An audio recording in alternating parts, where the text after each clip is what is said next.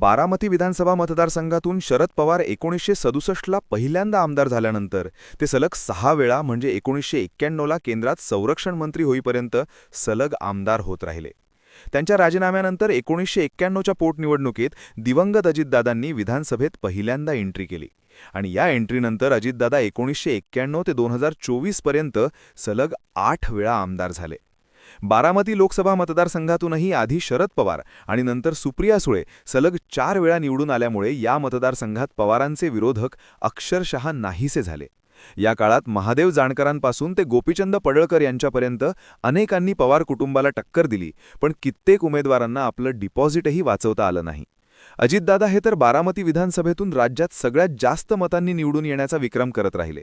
पण अजितदादांच्या निधनानंतर आता जी पोटनिवडणूक लागली आहे त्यात एकतर सगळी समीकरणं बदलताना दिसतायत किंवा ही निवडणूक बिनविरोधही होऊ शकते. 2 शक्यता आहेत. समीकरणं बिघडण्याचं कारण म्हणजे ज्या अजितदादांकडे पाहून इथला प्रत्येक जातीधर्मातला माणूस मतदान द्यायचा ते अजितदादा सध्या हयात नाहीत आणि त्यांच्यानंतर सुनेत्रा वहिनी संभाव्य उमेदवार आहेत. पण निवडणूक बिनविरोध करण्याला विरोध करत लक्ष्मण हाके मैदानात उतरलेत आणि बारामतीतल्या ओबीसी समाजाच्या बळावर त्यांनी निवडणूक लढण्याचं जाहीर केलंय. हाकेंचे समर्थक बारामतीत लढण्याची तयारीही करतायत. पण खरंच बारामतीत या सहानुभूतीच्या लाटेतही लक्ष्मण हाके तग धरू शकतील का? बारामती विधानसभेत जी जातीय गणितं आहेत ती या निवडणुकीत दिसू शकतात का? हेच मी या व्हिडिओत सांगणार आहे. बारामतीतून अजितदादा 2024च्या निवडणुकीत पवार कुटुंबातलाच विरोधात उमेदवार असतानाही साधारण 1 लाखांपेक्षा जास्त फरकाने निवडून आले. 2019ला त्यांच्या विरोधात जेव्हा गोपीचंद पडळकर होते तेव्हाही अजित पवार 2.25 लाख मतांच्या फरकाने निवडून येऊन राज्यातले सर्वाधिक मतांच्या फरकाने जिंकलेले उमेदवार ठरले होते. अजितदादांच्या विरोधात इथे कायम स्थानिक नेत्यांनी निवडणूक लढवली, पण बारामतीतला मतदार कायम अजितदादांच्या मागे राहिला. सुप्रिया सुळे 3 वेळा निवडून आल्या, त्यातही बारामती विधानसभा मतदारसंघाने म्हणजे अजितदादांच्याच मतदारांनी त्यांना तारलं होतं. बारामती विधानसभा हा ओबीसी बहुल मतदारसंघ असला तरी इथे जातीय गणितावर निवडणूक कधीच झाली नाही, कारण अजितदादांना मानणारा वर्ग प्रत्येक गावखेड्यात आहे आणि फक्त उमेदवार कोण यावर आधारितच ही निवडणूक असायची. मात्र अजितदादानंतर आता समीकरणं बदलताना दिसतायत. लक्ष्मण हाके लोकांमध्ये जाऊन पटवून देतायत की अजितदादा गेल्यानंतर त्यांचं कुटुंब 3ऱ्या दिवशी शपथ घेत असेल तर दुखवटा फक्त सामान्य लोकांनीच का साजरा करायचा? अजितदादांचे हे नियोजन हे इथे वेगळं असायचं, जे पवार कुटुंबातल्या दुसऱ्या कोणालाही जमणार नाही असंही हाकेंचे समर्थक सांगतात. बारामती मतदारसंघात एकूण 3.5 लाखांपेक्षा जास्त मतदार असले तरी प्रत्यक्षात मतदान हे 60 ते 70% होता. या मतदानामध्ये सर्वात मोठा मतदार हा धनगर समाज आणि एकत्रित ओबीसी समाज, त्यानंतर बरोबरीतच मराठा आणि मुस्लिम असाही आहे. बारामतीत धनगर समाजाचं प्राबल्य पाहता पवार कुटुंबाने स्थानिक राजकारणात नेहमी धनगर नेत्यांना स्थान दिलं. मग जिल्हा बँक असो, कर्ज वाटप असो किंवा जिल्हा परिषद, पंचायत समिती आणि सोसायट्या, धनगर समाजालाही स्थानिक पातळीवर संधी मिळेल याची काळजी अजित पवार कायम घेत राहिले. मात्र 2014 नंतर ही परिस्थिती वेगाने बदलत गेली.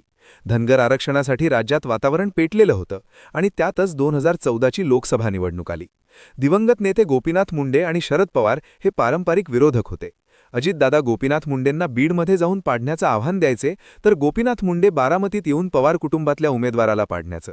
2014ला हे समीकरण जुळून आलं आणि गोपीनाथ मुंडेंनी त्यांचा हुकमी असलेले महादेव जानकर यांना बारामती लोकसभा लढायला लावली.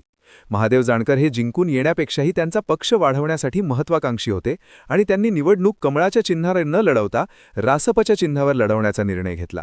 गोपीनाथ मुंडे यांचा आग्रहही त्यांनी अमान्य केला. तरीही अत्यंत तुरशीच्या झालेल्या लढतीत महादेव जानकर यांनी बारामतीतून 4.5 लाख मतं घेतली. एरवी 2.5 ते 3 लाखांच्या फरकाने एकाहाती विजय मिळवणाऱ्या सुप्रिया सुळे फक्त 69,000 मतांनी जिंकल्या आणि पवार कुटुंबाला पहिला हादरा बसला. 2014ला जे घडलं ते आधी कधीही घडलं नव्हतं आणि त्यानंतरही कधी घडलं नाही. 2019 आणि 2024च्या निवडणुकीत सुप्रिया सुळे यांचं लीड वाढलं आणि त्या 1.5 लाखांपेक्षा जास्त फरकाने निवडून आल्या. पण 2014ला जो बदल पाहायला मिळाला तो अभूतपूर्व होता आणि जानकरांनी जर भाजपच्या चिन्हावर निवडणूक लढवली असती तर सुप्रिया सुळे यांचा पराभव निश्चित होता असं विश्लेषण नंतर केलं जाऊ लागलं. मात्र या लोकसभेत बारामती विधानसभेवर जी अजितदादांची पकड होती त्यामुळे सुप्रिया सुळे सही सलामत निवडून येऊ शकल्या. धनगर समाजाने याआधीही बारामती असेल किंवा माढा, महादेव जानकरांच्या मागे आपली ताकद उभा करून पवारांचीही दमछाक केली होती.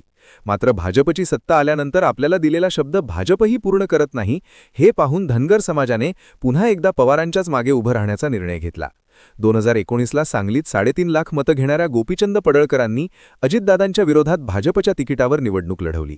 पण फक्त 10 दिवस आधी तिकीट मिळालेल्या पडळकरांना अजितदादांच्या विरोधात मोर्चेबांधी जमली नाही आणि अजितदादा विक्रमी मतांनी पुन्हा निवडून गेले. आता जी निवडणूक होते त्यात हाकेन समर्थकांना विश्वास आहे की लोक सहानुभूतीच्या ऐवजी उमेदवाराचा विचार करतील. लक्ष्मण हाकेंच्या मतेही अनुकंपा तत्वावरील निवडणूक वाटते आणि ओबीसींच्या इथे आवाज किती मोठा आहे ते किमान दाखवण्यासाठी निवडणूक लढायची आहे. सुनेत्रा पवार जिंकून आल्या तरीही आमचा आवाज किती मोठा आहे ते पवार कुटुंबाला पुन्हा एकदा दाखवून देऊ, असं हाकेंचं म्हणणं आहे. हाकेंनी गेल्या 2 ते 3 वर्षात बारामतीत त्याने अनेक आंदोलनं आणि मोर्चेही काढलेत. थेट अजितदादांवर टीका केल्यामुळेही हाके विरुद्ध पवार असा संघर्ष गेल्या वर्षी पाहायला मिळाला होता.